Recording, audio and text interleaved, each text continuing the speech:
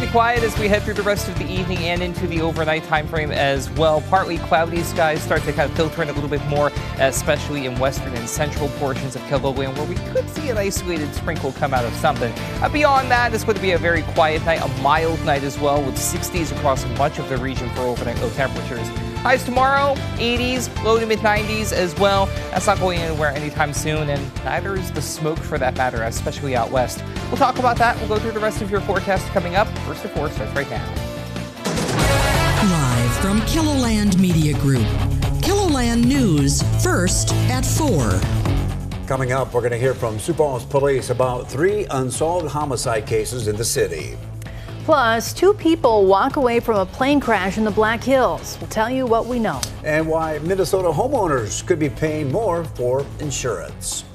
Good afternoon, and thanks for tuning in to First at 4. I'm Don Jorgensen. And I'm Kelly Volk. We're learning new details on an unusual case involving a laser pointer and a government helicopter in South Dakota. Robert Gene Pierce is accused of aiming the beam of light at an aircraft on August 22nd. The helicopter is owned by the Department of Homeland Security and was being flown by U.S. Customs and Border Protection, Air and Marine Operations. The case is being handled at the federal courthouse in Sioux Falls. At this point, no hearings are scheduled. 3 recent Sioux Falls homicide cases remain unsolved. Police haven't made an arrest in connection with the baby's body that was found at a recycling center. They're also looking for suspects in connection with 2 deadly shootings. One was at Dunham Park. The other happened at a mobile home on the northwest side of the city. It's not uncommon for us to take months on investigations because we only get one chance to get it right. And the investigation is important, so we take our time to make sure we do it thorough and correct. Police are encouraging anyone with information that may be helpful in these cases to contact the non-emergency phone line. Fire crews on the Rosebud Reservation responded to 2 grass fires this morning. The Sumac fire burned a half-acre around 4 miles north of Parmalee. Meanwhile, the Soldier Creek Road fire burned 2 acres just south of Soldier Creek. Officials say both fires are believed to be arson and were set to cause harm and damage. If you have any information, you should call local law enforcement. 2 people are dead after getting trapped in a nearly full silage silo in Volga. The Brookings County Sheriff's Office says that the first responders were called to a farm just before 11:30 Saturday morning. Crews found the 2 had been working to fix the damaged roof of the silo when they got trapped inside. Authorities say that it's believed that the 2 were overtaken by toxic gas. They were identified as 51-year-old Larry Dalzell of Tennessee and 41-year-old Randy Vandekieft of Georgia. The incident remains under investigation. Well, let's get a check of the weather. It seemed to be a nice afternoon in Sioux Falls, at least. It is a great fall day out there, Adam. Yeah, it has been very nice to get outside as of late. The weather has been cooperating quite nicely with outdoor activities, but we could use a little bit of balancing out here. The grass has been getting a little on the crunchy side in a couple of locations around the city. It's even worse out to the west with severe and extreme drought still very much in place.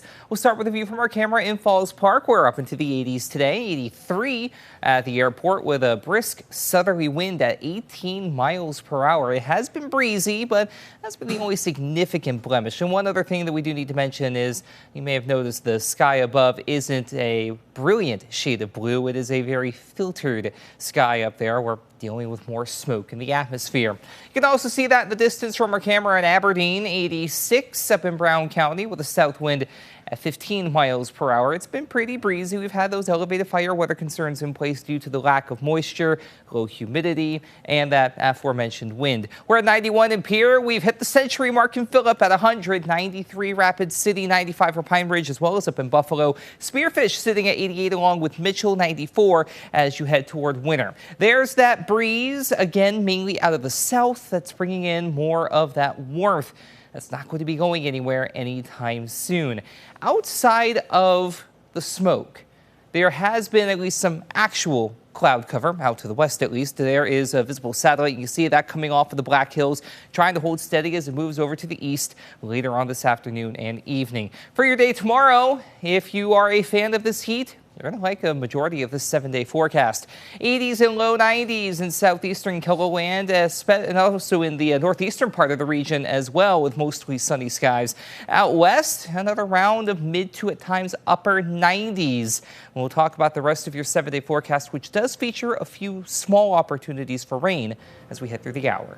Thanks, Adam. Authorities in the Black Hills are looking into what caused a plane crash west of Lead. The Lawrence County Sheriff's Office says the crash was reported just after 10 o'clock local time Saturday morning. Officials say the plane took off from Hot Springs on a recreational flight when it lost power and crashed in the forest. The two people inside walked away with minor injuries. The FAA and NTSB are investigating the crash. One man was flown to a Sioux Falls hospital after falling out of a moving bus west of Hull, Iowa.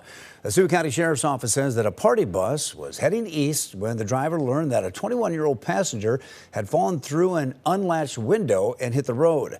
Authorities say that the bus was going around 50 miles an hour at the time. He was taken to the Sioux Center Hospital before he was flown to Sioux Falls with serious injuries. Well, one man is dead after a crash on I-29 in Moody County last night. An SUV was heading north when the vehicle in front of it changed lanes, revealing a motorcycle that appeared to be re-entering traffic. The SUV collided with the motorcycle. It went into the ditch and the rider was thrown. The 57-year-old died at the scene. The 21-year-old driver of the SUV was taken to a nearby hospital with minor injuries. Well, even though the cleanup is done, Minnesotans are still feeling the impact from last week's storms. Even if you didn't have any damage, you can still feel the pain when it comes to paying for home insurance. Adam Duxter with our CBS affiliate in Minneapolis explains. Well, most of us see a storm as downed trees and power outages. I don't think it's a surprise to anybody that the insurance market's a challenge right now. Aaron Cocking sees dollars, cents, and an unrelenting trend. The price that we're paying now for our insurance premiums is kind of the direct price that we're paying as a result of climate change. The wind that we're having, the hail that we're having, kind of on an unprecedented level over the last handful of years has just not allowed insurers to catch up. The result, insurance companies down money 6 of the last 7 years and charging homeowners more to cover it. We've seen premium increases 20 and 30% per year. They're going to have to continue that trend in order for them to make money. Insurance expert Mark Kolda says companies are now finding other ways to cut costs. We've seen that insurance companies are walking back their coverage. They're either leaving the market, they're making it more difficult for policyholders to get their policies, or they are taking a look at the policies and taking back benefits that they used to provide to consumers.